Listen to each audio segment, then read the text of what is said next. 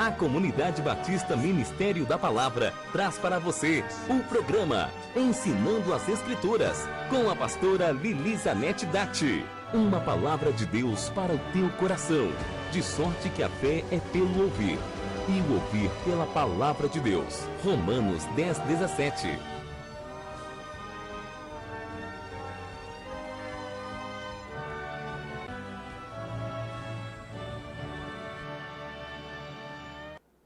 Olá, eu saúdo você com a paz do Senhor e desejo que o grande amor de Deus, a paz de Cristo Jesus seja sobre a tua vida, a tua casa, sobre a tua família. E que bom mais uma vez poder estar aqui junto com você para meditarmos mais uma porção da Palavra de Deus. A Palavra de Deus é aquela que é viva, eficaz, aquela que nos sustenta, aquela que nos mantém de pé, aquela que nos dá força, aquela que nos leva a conhecer Deus. Deus se revela através da sua palavra, e a sua palavra é o alimento de todo cristão, é o alimento de todo aquele que busca a presença do Eterno, de todo aquele que busca a presença de Deus. A palavra de Deus é a qual nos ensina como viver, como encontrá-lo, de que forma Deus se manifesta a nós. E hoje, mais uma vez, estamos junto com João na ilha de Patmos. E na ilha de Patmos, o apóstolo João, o apóstolo do amor, ele recebe a revelação da igreja de Deus na época em que ele estava vivendo, também nos dias atuais. Ele recebe a revelação para 7 igrejas que estavam ali situadas na Ásia Menor, na igreja de Éfeso, Esmirna, Pérgamo, Tiatira, Sardes, Filadélfia e Laodiceia. Nós já estudamos a igreja de Éfeso, a igreja de Esmirna e hoje vamos estudar a carta de Pérgamo. Sempre lembrando que no capítulo 1, o apóstolo João, ao ser revelado, ao Espírito Santo se revelar a ele, ele mandou a mensagem para aqueles 3 tipos de pessoas: aqueles que leem, aqueles que ouvem e aqueles que guardam. Aqueles que leem a palavra de Deus, a conhecem, dedicam seu tempo e ao estudo da palavra de Deus. Aqueles que ouvem a palavra de Deus são aqueles que permitem ficar em silêncio para ouvir a voz de Deus falar-lhes ao coração. E para aqueles que guardam, são aqueles que falam, amam, aqueles que têm a palavra de Deus consigo e a praticam. Então ele envia essa mensagem para os 3 tipos de pessoas: aqueles que leem, aqueles que ouvem e aqueles que guardam a palavra de Deus. E hoje então falamos a carta para a igreja de Pérgamo, que está escrita em Apocalipse 2, do versículo 12 ao 17. A igreja de Pérgamo era uma cidade com um passado glorioso, era uma cidade muito conhecida, historicamente era a cidade mais importante da Ásia Menor. Segundo Plínio, ela era famosa, a cidade mais famosa ali da Ásia. Ela começou a destacar-se depois da morte de Alexandre o Grande, mais ou menos no ano 33 antes de Cristo. Ela foi a capital da Ásia por quase 400 anos. E com a ajuda dos romanos, Pérgamo ganhou a independência dos seleucidas em 190 anos antes de Cristo e passou a fazer parte do Império Romano a partir do ano 133 antes de Cristo. Durante mais de 200 anos, ela também foi a capital da província romana da Ásia. Ela teve a maior biblioteca, ou seja, fora de Alexandria, no Egito, ela teve a maior biblioteca. Em termos de pergaminhos, ela teve a maior biblioteca já existente na face da terra. Foi o povo de Pérgamo que começou a usar peles de animais para fazer pergaminhos, substituindo o papiro, né? Por isso também é a cidade de Pérgamo, esse nome, Pérgamo, que vinha de pergaminho, muito se usou fazer esse pergaminho ali naquele lugar, né? Na antiguidade eles usavam para fazer, escrever, armazenar informações. Como estava falando, era uma cidade administrativa, era o centro oficial da autoridade da justiça imperial romana naquela província. Também era o centro dos maiores cultos pagãos já existentes. Era o deus Zeus, em grego, ou Júpiter para os romanos. E a influência das falsas doutrinas teve um impacto muito negativo ali nessa igreja de Pérgamo. Assim ela poluiu toda aquela congregação, todos aqueles irmãos com as falsas doutrinas que ali estavam mediante a idolatria e a imoralidade.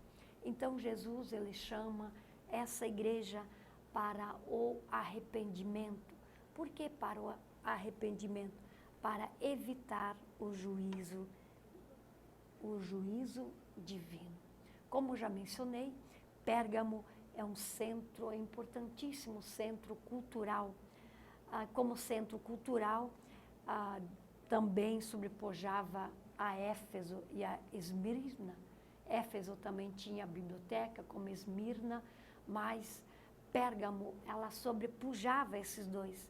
Como mencionei, era famosa por sua biblioteca, ela continha mais de 200.000 pergaminhos, seguida pela maior, era a segunda maior biblioteca do mundo, só superada por Alexandria.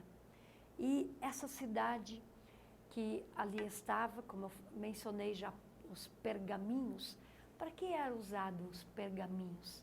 Era usado para a comunicação. Naquela época não se existia telégrafos, não existia telegramas, nada.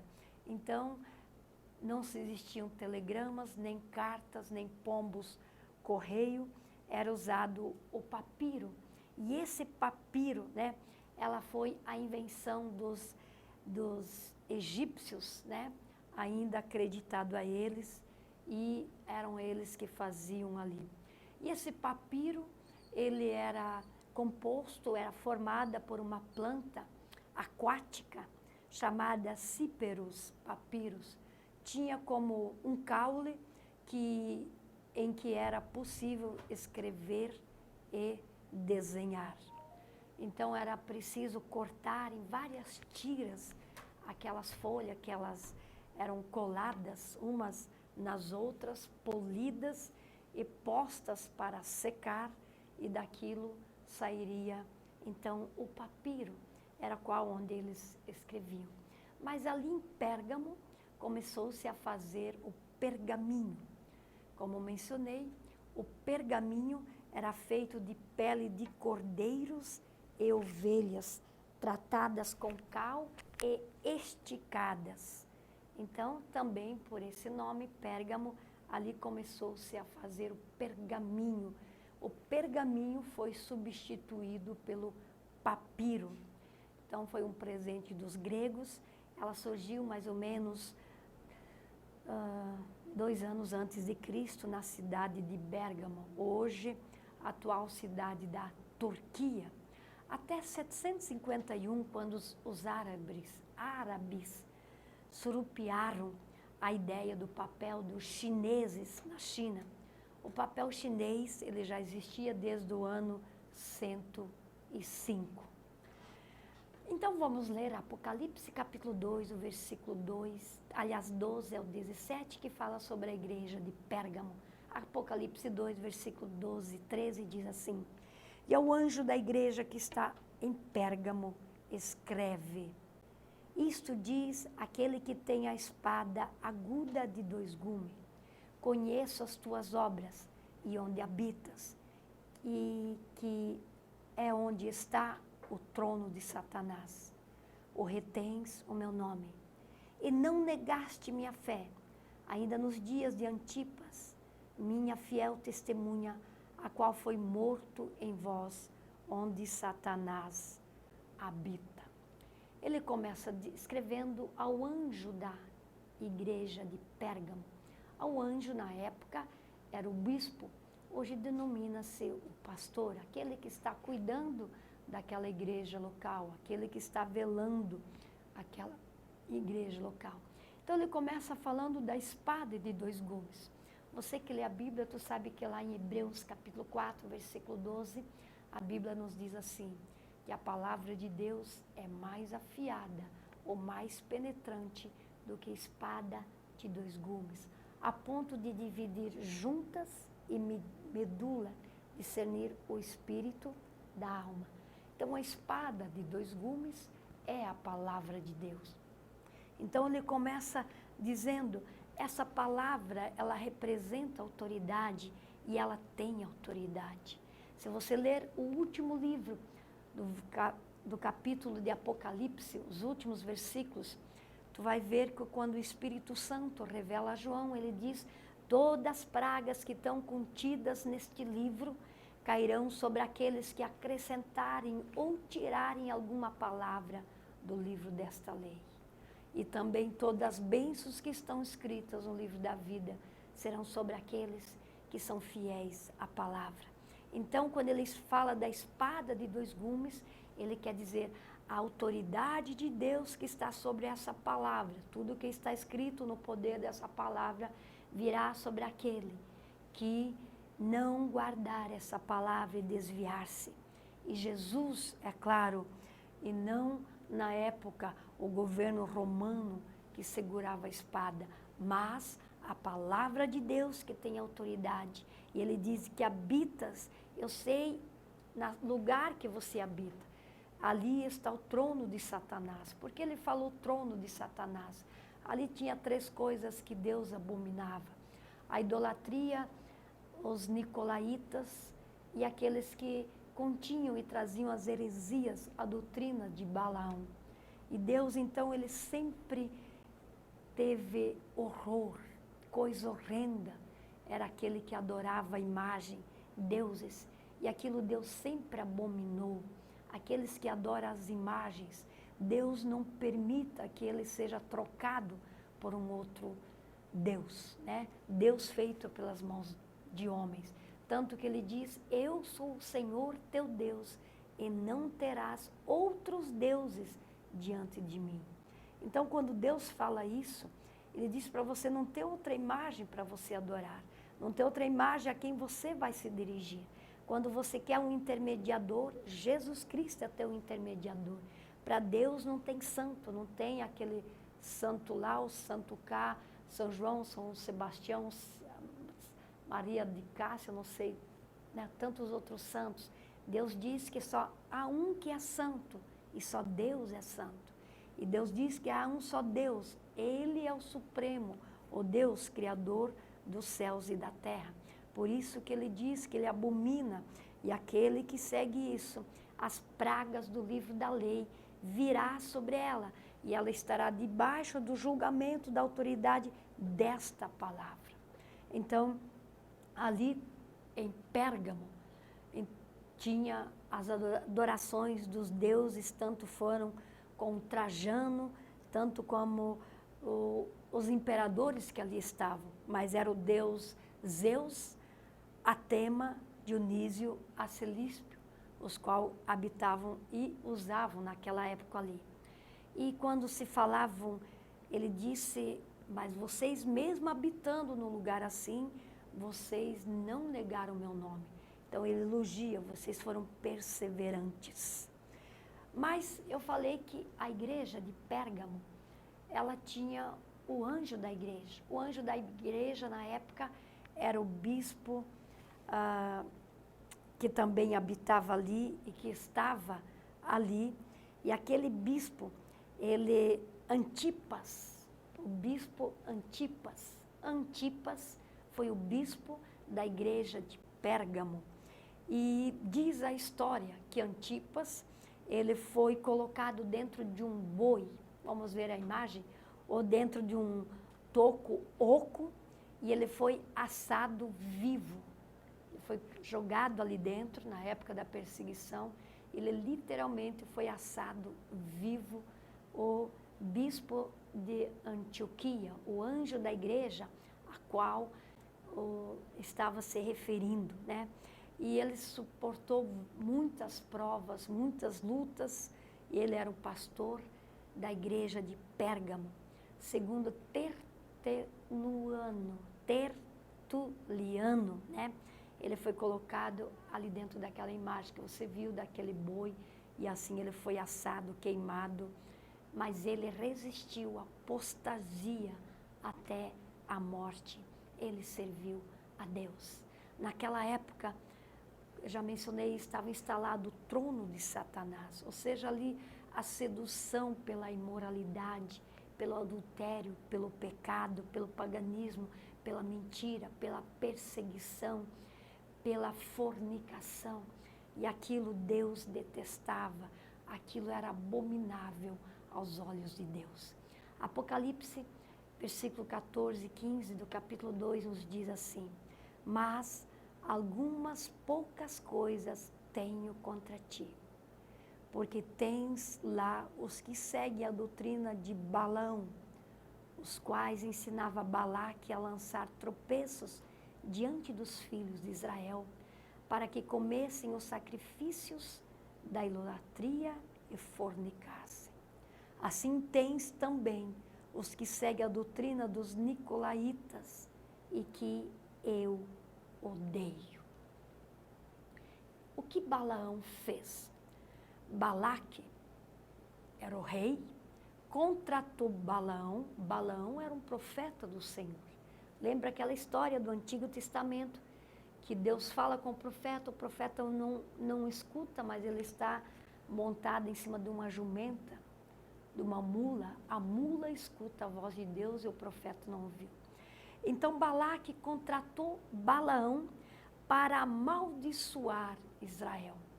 Balaão prostituiu os seus dons com o objetivo de ganhar dinheiro. O Deus de Balaão era o dinheiro, mas quando ele abria a boca, só consegue abençoar. Aí, por ganância, ele aconselhou Balaque enfrentar Israel, não com um grande exército, mas com pequenas donzelas sedutoras. Imagina um homem de Deus fazer isso, né? Era um grande profeta de Deus, mas se deixou levar pelo dinheiro.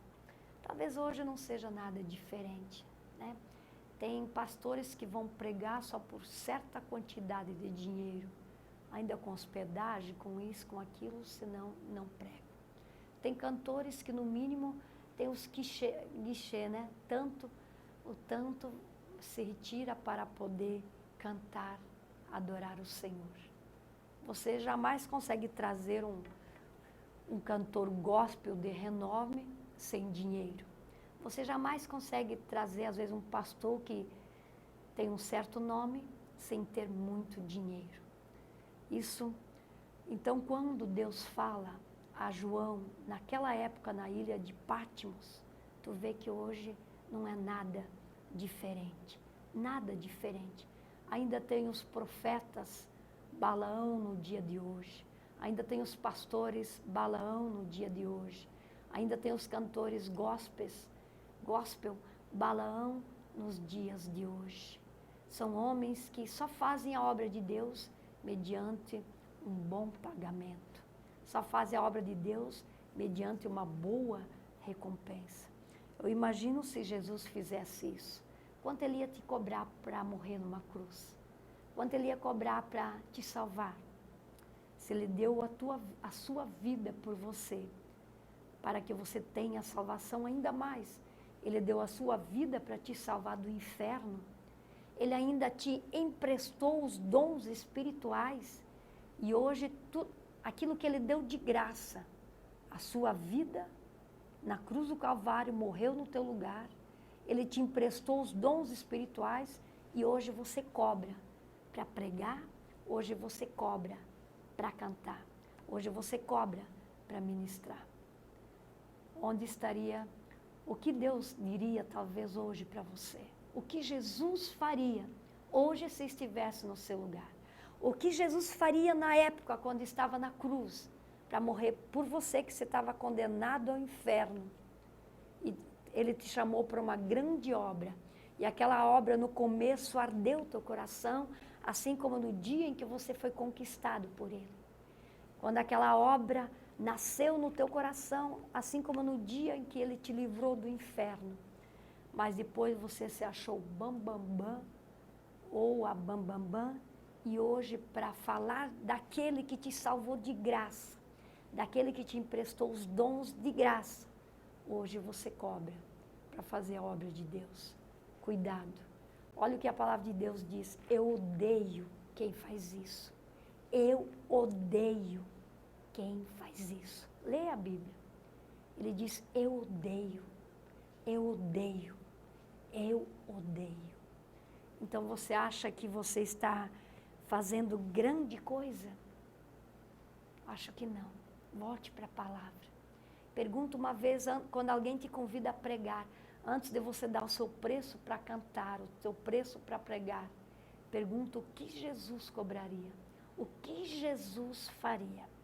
Aí você diz assim, não, mas Deus me mandou separar para a obra.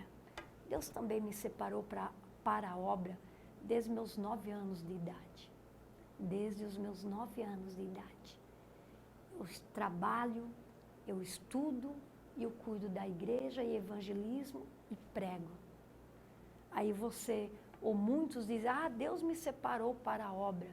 Se Deus te separou para a obra, aonde está o rebanho que você está cuidando?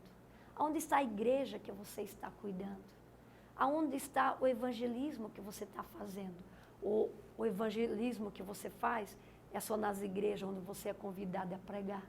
Onde você é convidado a pregar, eles já estão salvos. Qual o rebanho que você está cuidando? Qual a igreja que você está cuidando?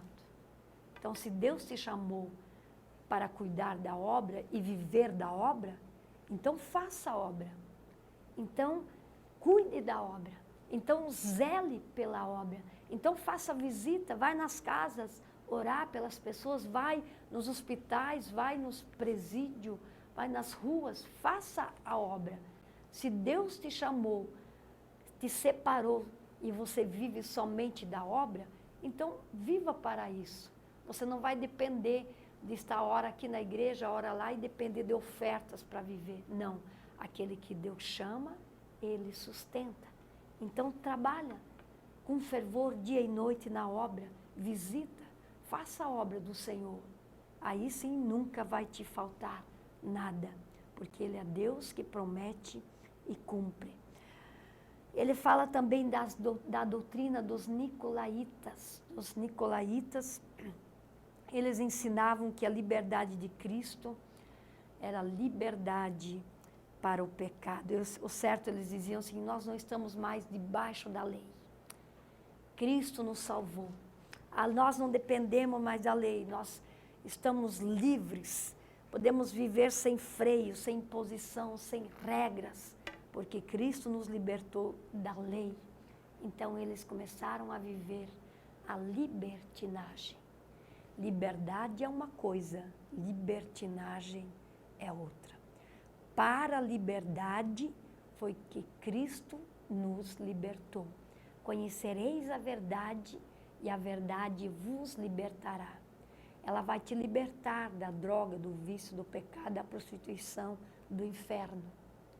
Mas quando você acha que toda a liberdade é sua e você leva ela para libertinagem, você já caiu no pecado outra vez. Apocalipse 2, 16 e 17, capítulo 2 diz assim, arrependa-te, pois, quando não em breve virei a ti e contra eles batalharei com a espada da minha boca. Quem tem ouvidos, ouça o que o Espírito diz às igrejas. Ao que vencer, darei eu a comer do maná escondido e dar-lhe-ei uma pedra branca.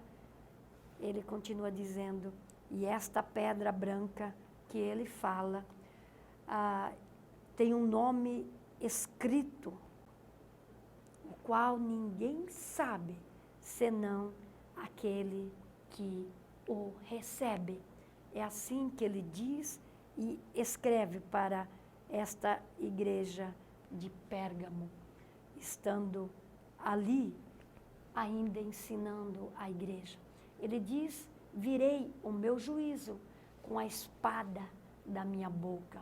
A espada da boca dele é a palavra que ele diz lá no início, aquela palavra que é espada de dois gumes. E sobre essa palavra que ele liberou, o que está escrito no livro da lei, é que ele tem e virá o castigo sobre mim e sobre você, ou seja, sobre aqueles que não guardam a mensagem da palavra de Deus, ou tenta viver uma vida na libertinagem, aquilo que não agrada a Deus, aquilo que não é da vontade de Deus, aquilo que não é do querer de Deus. Então ele diz: eu vou alimentar, mas aquele que vencer, aquele que não se contaminar, aquele que não se prostrar mediante isso tudo, ao vencedor eu darei do maná escondido e uma pedra branca.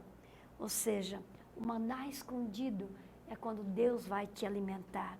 A pedra branca, interessante quando se fala sobre esta pedra branca, que fala que essa pedra, ela era usada nos tribunais, quando diante da lei, digamos, se tinha um criminoso, aquele criminoso, então era lançada aquela, era o juiz ia decidir, e lá tinha uma urna, e dentro daquela urna jogava-se uma pedra branca, quando a pessoa era absolvida, ou uma pedra preta, quando ela era condenada. Então essa pedra branca era a decisão, era a liberdade de um criminoso, era ele era absolvido, né? E ela também significava a liberdade do escravo. Toda pessoa que era escrava, ela ganhava uma pedra branca com o nome dela escrito, e eles recebiam o nome deles escrito naquela pedrinha. Também era usada para mostrar a cidadania deles, e também para viajar. Quando eles viajavam e iam se hospedar em certo lugar, o dono, ele pegava uma pedra branca, partia ela pelo meio, a metade ficava com a pessoa que a tinha para ir numa cidade para se hospedar. Lá ele tinha hospedagem, lá ele tinha o privilégio de ser hospedado naquele lugar, e ali aquela pedra era usada. Então ela tinha vários significados. Ela era usada para absolver um criminoso, para colocar a liberdade o criminoso. Ela era usada para dar a cidadania. Ela era usada também para a liberdade. É assim que Jesus fala conosco. Jesus veio para nos libertar do pecado. E quando diz: darei uma pedra branca com seu nome escrito, essa pedra que aquele viajante carregava, ele tinha que guardá-la bem para não perder. E para ninguém ver o nome dele escrito ali, que alguém podia roubar aquela pedra branca da sua mão. Então, por isso que ele faz uso dessa pedra. Você já tem a cidadania dos céus garantido. Ele já te comprou pelo sangue. Ele já te remiu, ele já te libertou. Ele diz: aquele que vencer, eu darei essa pedra branca com seu nome escrito. Cristo já garantiu o teu lugar lá no céu. Aquela pedra também era usada para ingresso pelos romanos, tanto em todas as Olimpíadas ou qualquer lugar que existiam. E aquela pedra eles guardavam com grande valia. Em 2 Timóteo, capítulo 4, versículos 7 e 8, a Bíblia nos diz assim: combati o bom combate, acabei a carreira, guardei a fé. Desde agora, a coroa da justiça me está guardada, a qual o Senhor, justo juiz, me dará naquele dia, e não somente a mim, mas também todos os que amam a sua vinda. E assim que ele termina, ele termina dizendo que nós precisamos de arrependimento. Precisamos de arrependimento. Eu preciso me arrepender. Você precisa se arrepender e voltar às primeiras coisas, para que quando tu chegar no final, tu receba essa pedra branca, que só você sabe o nome que você terá. Ele tem um nome novo, escrito para você. Ele te dará naquele grande dia, quando você combateu o bom combate, quando você guardou a fé, quando você prosseguiu a caminhada em busca da coroa da justiça, que está reservada para você, para todos quantos aqueles que o amam. Amém? Espero que você tenha aprendido algo com os irmãos de Pérgamo, a igreja aonde se faziam os pergaminhos, a igreja antigamente gloriosa, a igreja aonde a falsidade, a idolatria, a hipocrisia, a imoralidade começou a fazer parte no meio daqueles irmãos. Oxalá que você não tenha nada disso na tua vida, mas que tu possa ouvir a voz do Espírito Santo e quando Ele te chama, te cuida, zela pela minha palavra, te arrependa todos os dias, te cuida todos os dias, porque senão em breve virei contra ti e sobre ti colocarei todas as pragas do livro desta vida, o que está escrito.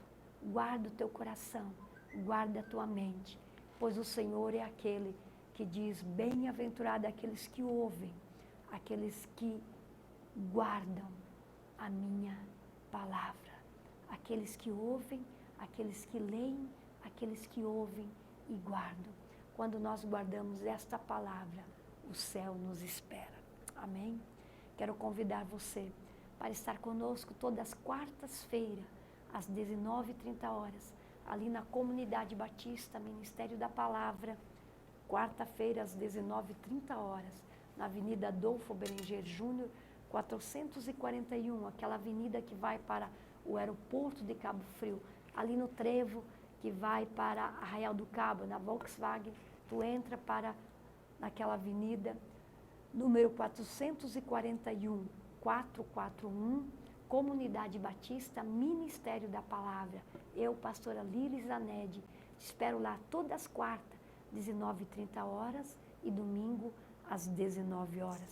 Você tem este livro, ainda existem Príncipes Encantados, meu segundo livro, você encontra ele ali em frente à parada obrigatória, ali no centro de Cabo Frio, ali naqueles sebos, onde está tendo a semana literária, e ali em frente à parada obrigatória, tu encontra esse livro. Ainda existem Príncipes Encantados. Que Deus te abençoe, que Deus te guarde, que o Senhor faça resplandecer o seu rosto sobre ti e tenha misericórdia de ti. Até a próxima semana e o Senhor te abençoe em o nome de Jesus. Amém e amém.